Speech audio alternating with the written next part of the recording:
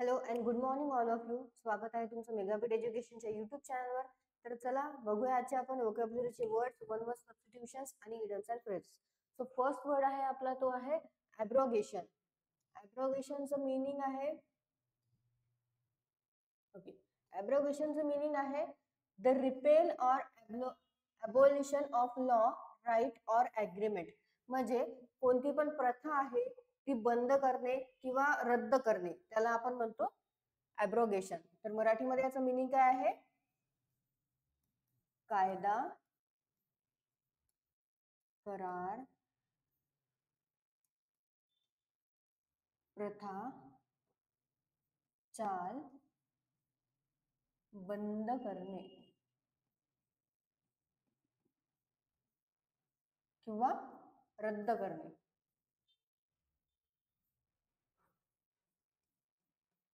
Okay, so ॲब्रोगेशन म्हणजे काय होते? कायदा, करार, प्रथा, चाल बंद करणे किंवा त्याला रद्द करून टाकणे.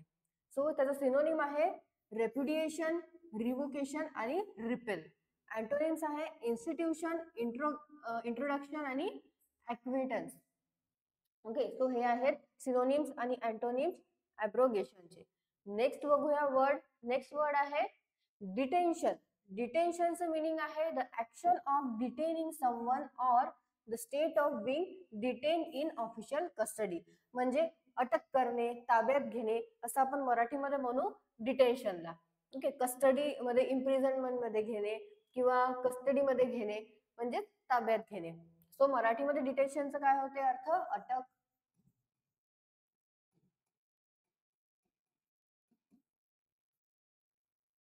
ताब्यात घेणे किंवा समजा एखाद्याला अडकवून ठेवलेलं आहे, जसं शाळा सुटल्यावर पण एखाद्या स्टुडंटला थांबवून ठेवलेलं आहे किंवा ऑफिस सुटल्यावर पण जे कलिग जे तिथले वर्क करतात त्यांना थांबवून ठेवणे, त्यांना अटकवून ठेवणे एखादं काम देऊन, तर त्याला सुद्धा आपण काय म्हणू? डिटेन्शन. ओके, सो त्याचे सिनोनिम आहे कस्टडी, इम्प्रिझनमेंट आणि कन्फाइनमेंट. नेक्स्ट अँटोनिम्स आहे त्याचे discharge, release, acquittal. Okay, next बघूया वर्ड. नेक्स्ट आहे लँग्वेज. लँग्वेजचं मीनिंग आहे loss or lack, vitality, grow weak. म्हणजेच अशक्तपणा येणे, अशक्त होणे किंवा गळून जाणे, त्याला आपण इंग्लिशमध्ये म्हणतो लँग्वेज. तर लँग्वेज म्हणजे मराठीमध्ये काय होईल? गळून जाणे किंवा अशक्त होणे.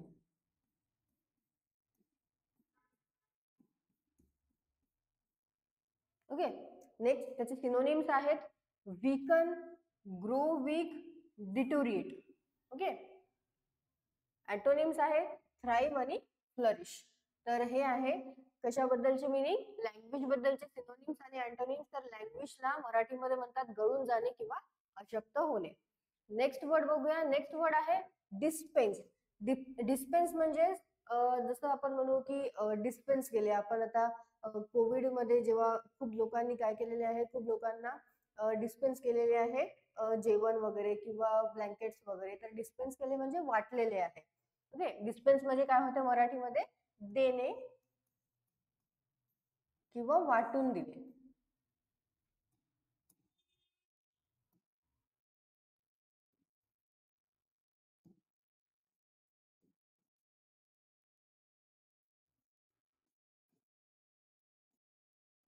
वाटून देणे किंवा वितरण सुद्धा म्हणू शकतो आपण. ओके, वितरण केले, वाटून दिले. तर डिस्पेन्स म्हणजे होते देणे, वाटून देणे किंवा वितरण करणे मराठीमध्ये. त्याचं मीनिंग आहे distribute or provide a service or information. Information किंवा सर्व्हिस पण एखादी आपण देतच आहे कोणाला, त्याला पण आपण काय म्हणतो? डिस्पेन्स केलेला आहे to a number of people. म्हणजे खूप साऱ्या पीपल्सला समजा कोणी स्पीच देत आहे किंवा काही व्याख्यान काही सांगत आहे, इन्फॉर्मेशन देत आहे, तर त्याला पण सुद्धा आपण काय म्हणू? डिस्पेन्स करत आहे एक व्यक्ती खूप साऱ्या पीपल्सला. सिनोनिम्स आहे त्याचं distribute, pass round, pass out आणि अँटोनिम आहे कलेक्ट.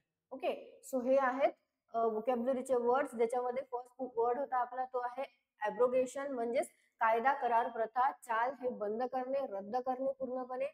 नेक्स्ट वर्ड आहे डिटेन्शन, म्हणजे ताब्यात घेणे किंवा अटक करणे होत असते मराठीमध्ये. लँग्वेज म्हणजे होत असते गळून जाणे किंवा अशक्त होणे.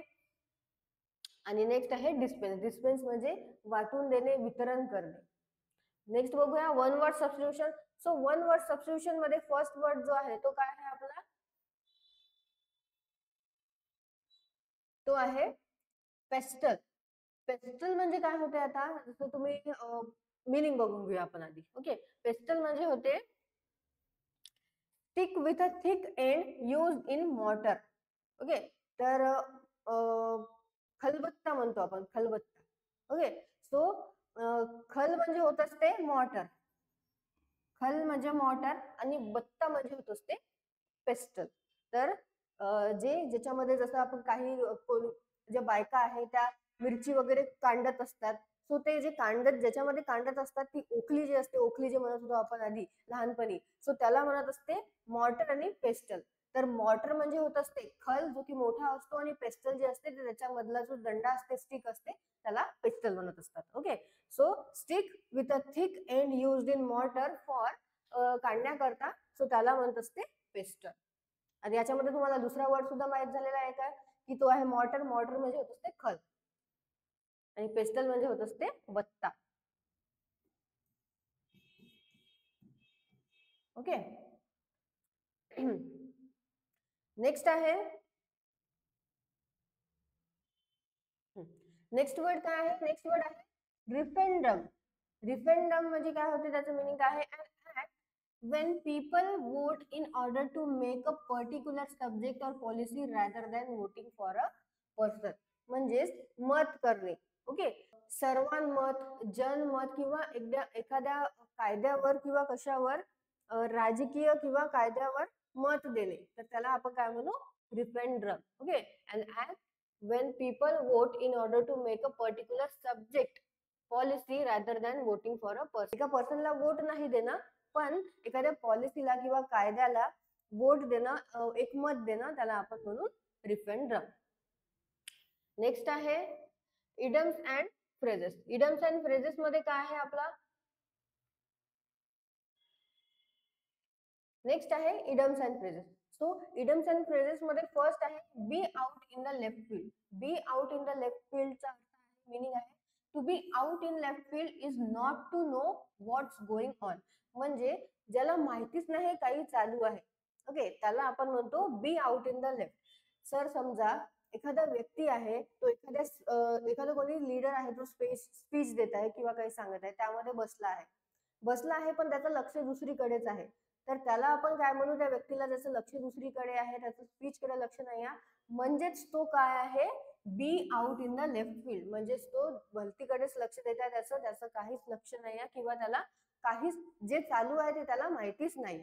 ओके, सो ते म्हणजे होते to be out in the left field, म्हणजेच not to know what's going on, काय चालू आहे त्याला माहितीच नाही. नेक्स्ट आहे beard the lion in his own den. म्हणजे meaning if you confront a powerful or dangerous rival on their territory you are beard the lion in his own den. म्हणजेच एखादा व्यक्ती आहे जो खूप पॉवरफुल आहे, डेंजरस आहे, आणि त्याच्याच टेरिटरी मध्ये जाऊन, म्हणजेच त्याच्याच जागेवर जाऊन आपण त्याला कन्फ्रंट करत आहे, म्हणजेच आपण काय झालो आहे, beard the lion in his own den. Okay, so आज आपण काही वर्ड्स बघितलेले आहे, आणि त्याचे सिनोनिम, अँटोनिम्स सोबतच दोन आपण वन वर्ड सबस्टिट्यूशन बघितलेले आहे, आणि इडम्स अँड फ्रेजेस सुद्धा बघितलेले आहे. सो त्याच्यावर तुम्ही सेंटेन्सेस तयार करा, तुम्हाला आणखी लक्षात राहील ते सेंटेन्सेस वरनं ते वर्ड्स काय आहे, त्याचे सिनोनिम्स आणि अँटोनिम्स काय आहे. Okay, thank you.